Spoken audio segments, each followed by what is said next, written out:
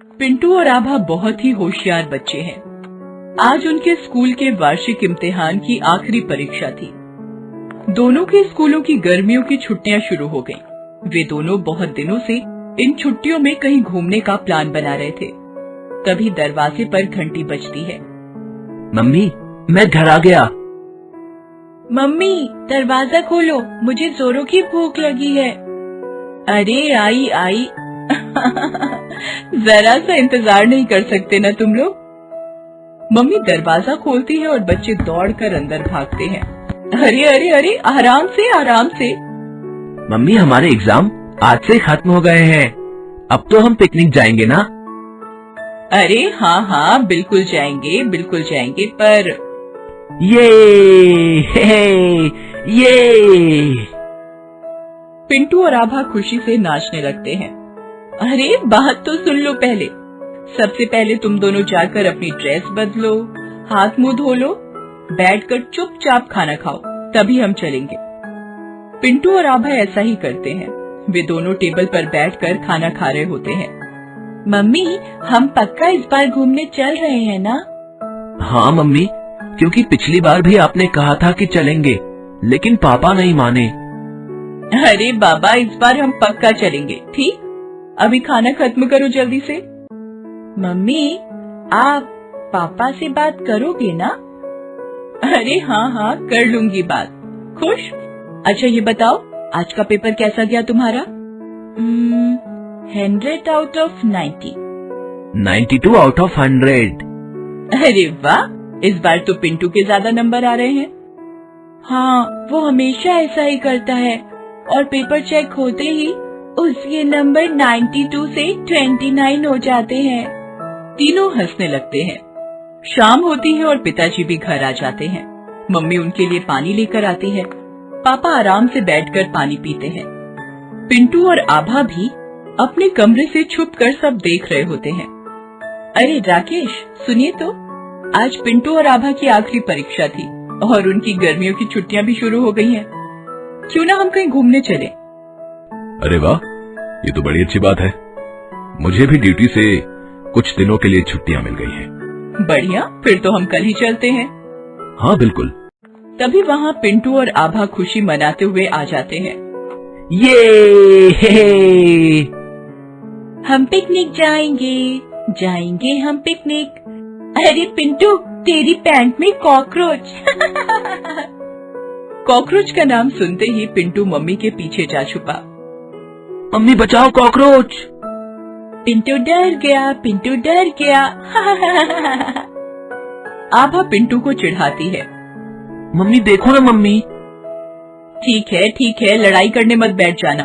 अभी तुम सब चलो जाकर पैकिंग करो, कल निकलना भी तो है ना। पिंटू और आभा भागकर अपने कमरे के अंदर जाते हैं। अगली सुबह बहुत ही खूबसूरत हुई। मनोरम पक्षियों की चहचहाहट, फूलों की खुशबू और सूरज की महकती किरणों के साथ पिंटू और उसका परिवार पिकनिक के लिए चल पड़ा।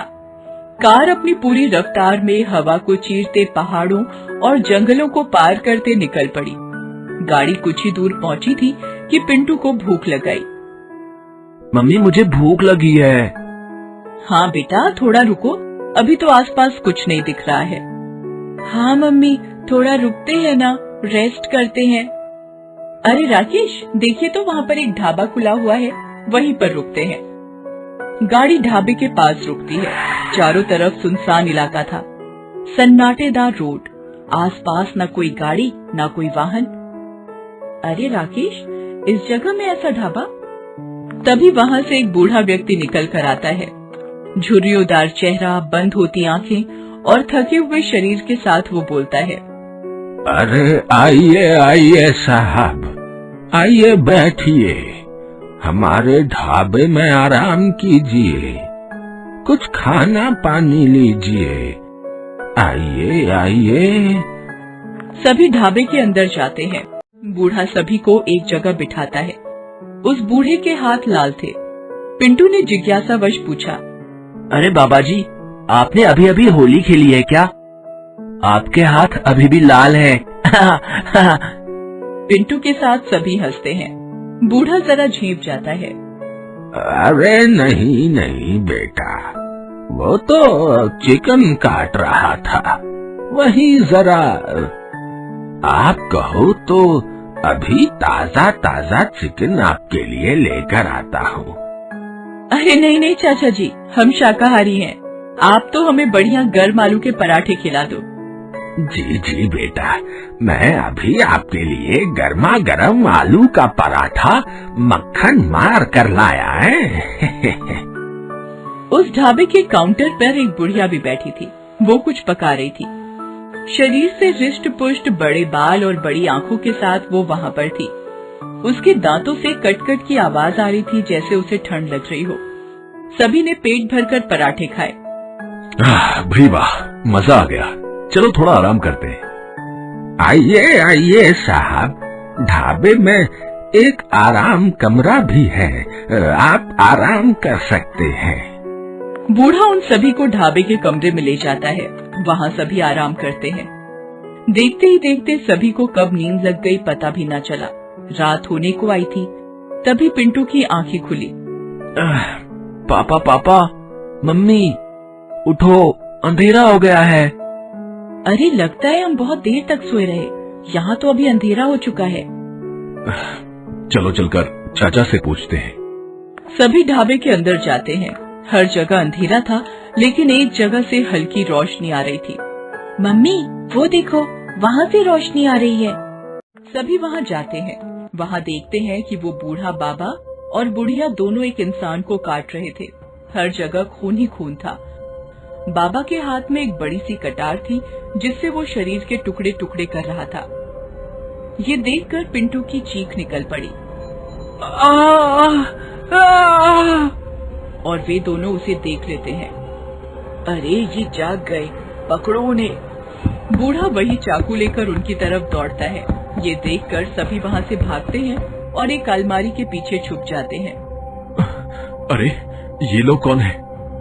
जरूर इन्होंने ही हमारे पराठे में कुछ मिलाया होगा, जिसके कारण हमें नींद लग गई। उन्होंने अभी एक आदमी को मारा है।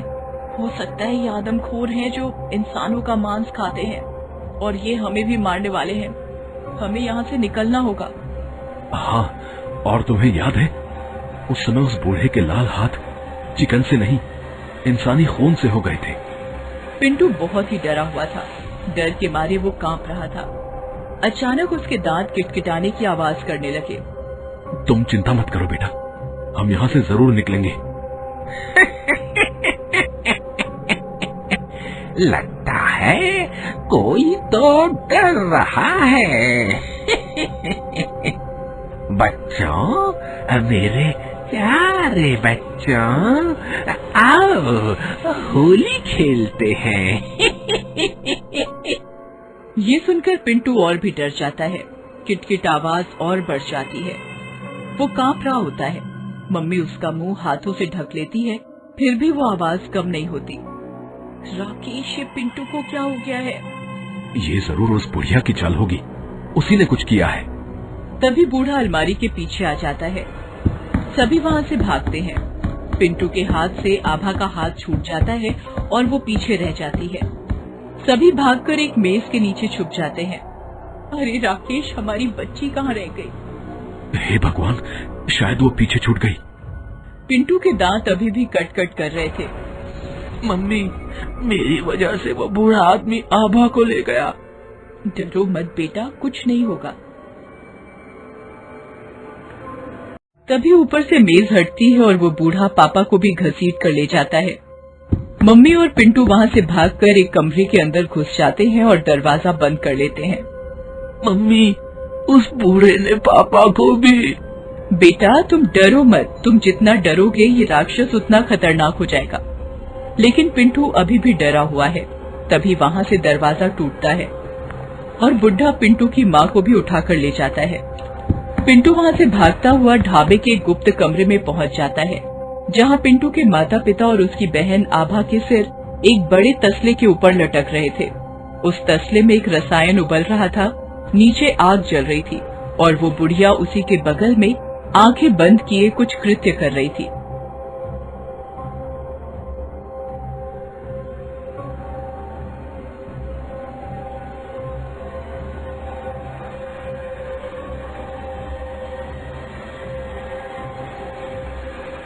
उसके दांत भी किटकिट कर रहे थे, बिल्कुल उसी तरह से जैसे पिंटू के दांत कर रहे थे। पिंटू अपने माता पिता को देखकर रोने लगा। तभी उसे अपनी माँ की बात याद आई और वो वहीं डट कर खड़ा हो गया। उसका कांपता हुआ शरीर बंद हो गया। तभी बूढ़ा वहाँ अपना चाकू लेकर आ पहुँचा। अब मैं डरने वाला नहीं हूँ राक्षस बाबा। बूढ़ा उसकी ओर झपटा, मगर पिंटू इस बार डरा नहीं और अब उसके दांत भी नहीं कांप रहे थे। बुढ़िया की आंखें खुल गईं। इसे खत्म करो जल्दी, इसका भय खत्म हो रहा है जिससे हम भी कमजोर पड़ जाएंगे। मेरा कृत्य समाप्त होने से पहले इसे खत्म करो। बूढ़ा और बुढ़िया धीरे धीरे कमजोर होते गए। दोनों पिंटू की ओर झपटे, मगर पिंटू इस बार डरा नहीं।